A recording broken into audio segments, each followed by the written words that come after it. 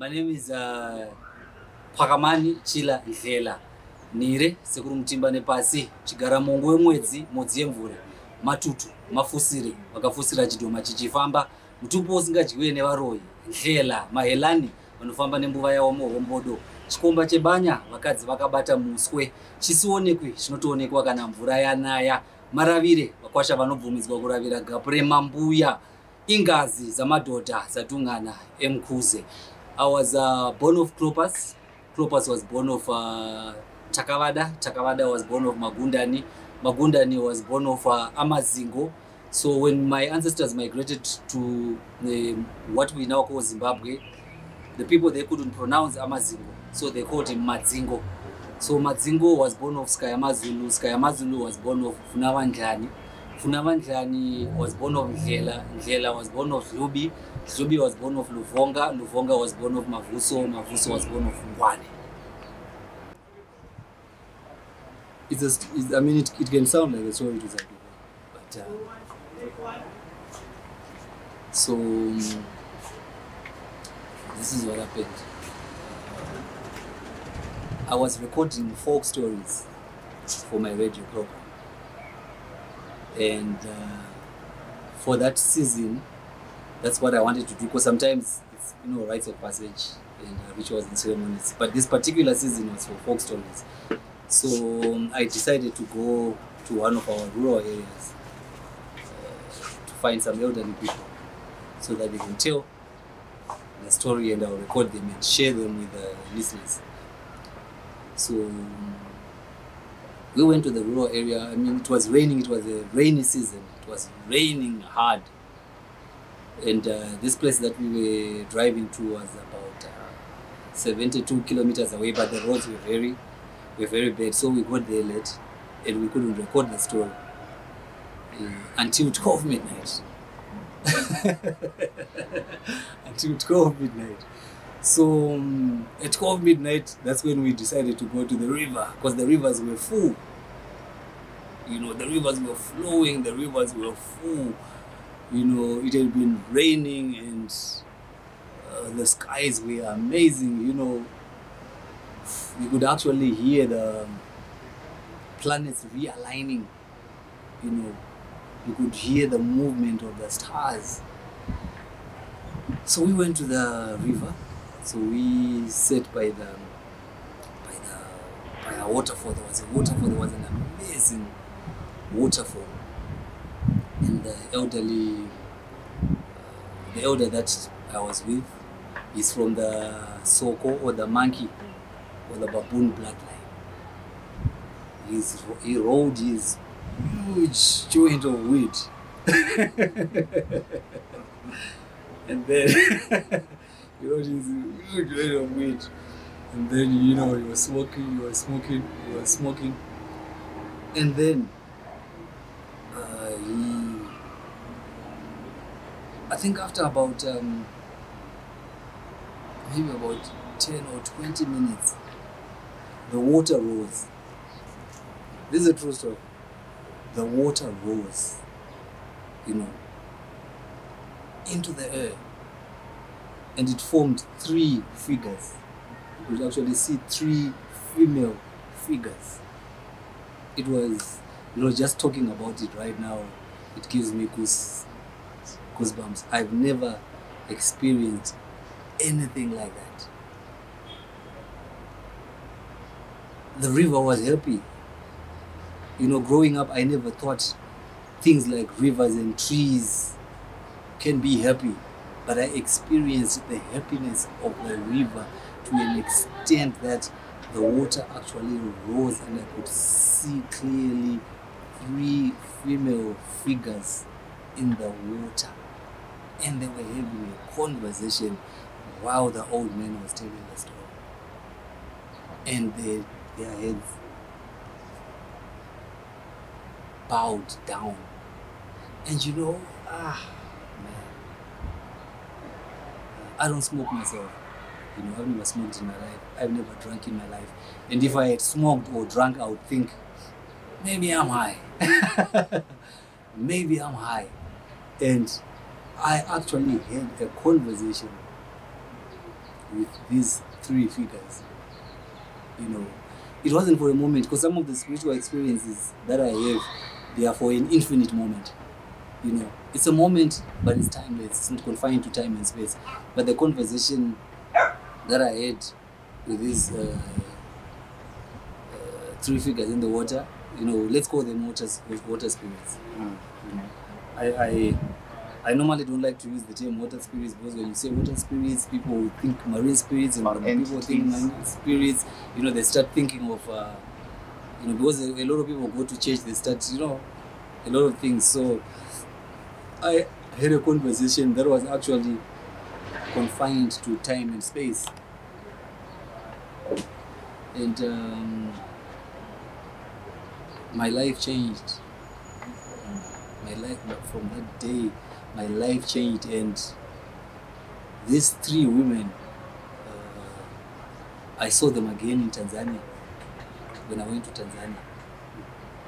When I went to Tanzania, I told them that I'm coming to see you. Because they told, you know, when I met them in a rural, in a river, in a rural home in Zimbabwe, they told them that they were not from that area. They were from Tanzania. And I planned a trip to go to Tanzania. You know, that same night, I told them I'm coming to Tanzania to see you. And when I go to Tanzania, a few years later,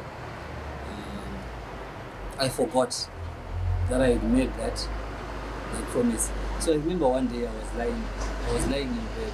I think it was after 2 weeks I had been to Tanzania. I didn't know a lot of people. I didn't know where the ocean was, you know. So I was lying, and a voice called out in my ear. It called my name in my ear, and I fell off the bed. You know, like you said you were coming to see us. How come you haven't come to see us? So I went out, I stood on the balcony, because I didn't know where the ocean was. I had to, you know, the water, and I followed the scent. That's how I found the ocean. And I play guitar, so I took my guitar, and I went, I played for them. I sat on the beach, I played guitar for them, and I saw them again. And the same movement, the same thing that happened in rural Zimbabwe. And they were so happy to see me. So, yeah. You know, the story that you're telling kind of almost brings tears to my eyes, because I have such a crazy experience of water. I love water. Blue is my color, as you can see. Me and water, you know, I really love water.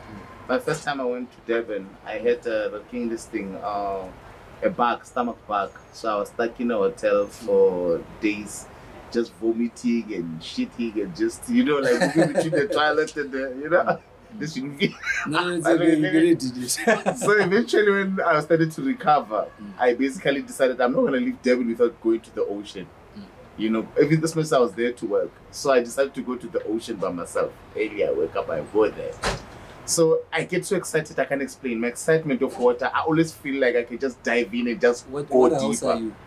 What house are you? House?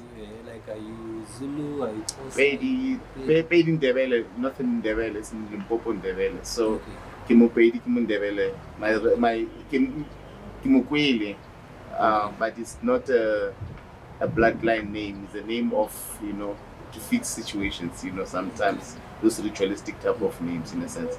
So in Gumugulum Floshana, Maziana Bondoni, Vandrobakapomani, you know? Yeah, that is my recitation. So basically, but Kimo Paid, I identify as Kimo Paid myself. So you are water people. We are both water people. Yeah, we are the water tribe. Yeah, we are the water tribe. And you see, yeah, actually, so I will let me finish the story. So I see the ocean for the first time in my life, and I go in, and I just keep on getting drawn, and I get excited the way I go, and I go in, and I go in. So as I go in, I'm not used to the ocean. So it gets to the part where there is like a wedge, like it just goes, you know. And that time I'm already here. So the moment you get, you know, the waves are moving, so you cannot even keep a track of how you move in there. So I was go. Then automatically I lost ground. Now I was fully into the waters now, and I started to now almost like as if I'm drowning. So I'm drawing like that. At least I had a little experience of swimming. I don't know. So I calmed down and I started to want to do a backstroke because I know it's the easiest way. Because fighting with water, you're gonna drown. So I kept peacefully and then I started to swim with the backstroke because it's the easy one to float. Because I know the body float. So I started to float back, and before you know it, I swim back to the beach. And this this lifesaver was laughing at me like, I saw you, you will die. But I can't help my excitement of water. Even when I was at the Okavango Delta, visiting my friend, there's this amazing energy I can't explain. It really excites me. So you see now as bloodlines, we are associated with elements. Yeah. Not that you don't have any other elements in you. You can have other elements in you through marriages. You might have grandmothers who are from the other bloodlines, maybe from the fire or from the air or from the earth. So they can, if they are paternal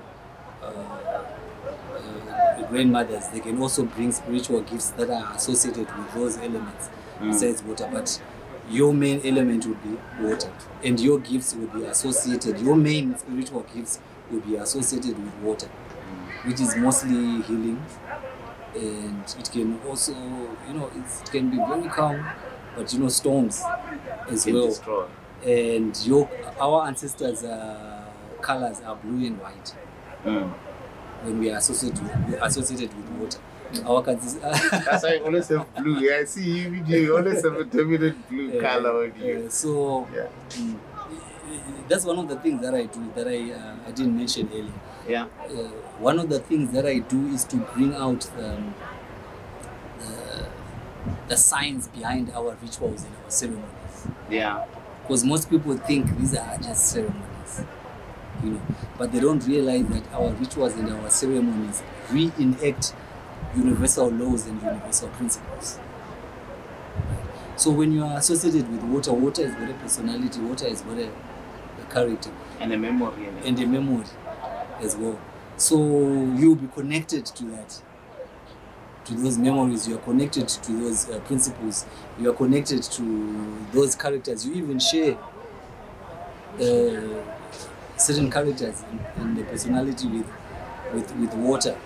Because as human beings, we are microcosmic projections of the macrocosm. Meaning when you are from the water element, there are certain vegetables that you are associated with. There are certain plants that you are associated with. There are certain minerals that you are associated with. There are certain celestial bodies that you are associated with. And when what our ancestors used to do, like during our rituals and our ceremonies, it would connect us to the universal law and principles. Yeah. So you find out sometimes a child is born, they like the color yellow so much. Every child has a color that they like so much, and we have never taken time to understand why that color. Yeah, why the child is just born liking that color. Everything is connected, but it starts from the elements. It starts from earth, water, wind, fire, and those elements are the ones that bring spiritual gifts. Okay, I think we have exhausted this somehow enough. Let me see how much.